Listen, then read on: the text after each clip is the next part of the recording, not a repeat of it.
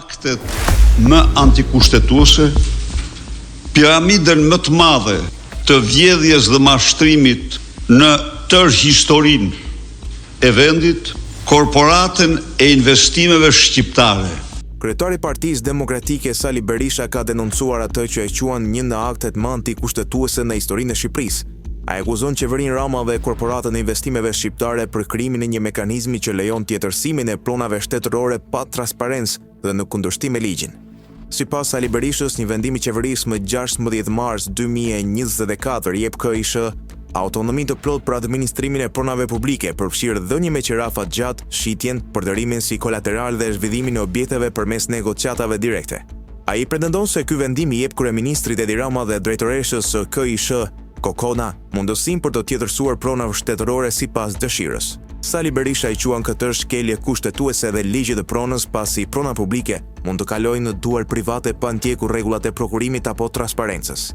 E të gjitha pronave të vlefshme shtetërore në duart e kryeministrit Edi Rama dhe të një mafiozje par excellence që quhet Kokona.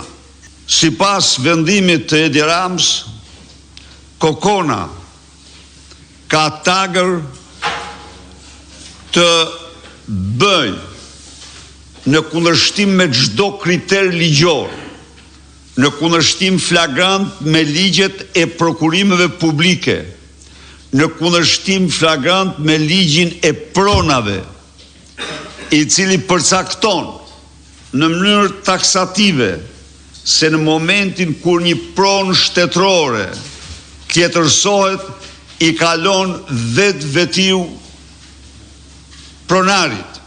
Ai ka paralajmëruar se përmes këtij mekanizmi Rama dhe të afërmit e tij po përveçsojnë prona të rëndësishme në Tiranë dhe në mbar vendin. Në fjalën e tij Berisha ka treguar dhe një dokument që tregon projektin për shëmbin e pallatit të kongreseve dhe ndërtimin e kullave, duke pohuar se e njëjta afat e pret edhe bibliotekën kombëtare në sheshin Skënderbej. Ai e cilsoi këtë si një skem të pastër grabitje të pasurive publike. Prokurori Oqdado është vënë në qendër të akuzave nga kryebashkiaku i Tiranës Erdem Veliaj, por faktet tregojnë se ai ka marrë disa vendime në favor të tij në të kaluarën.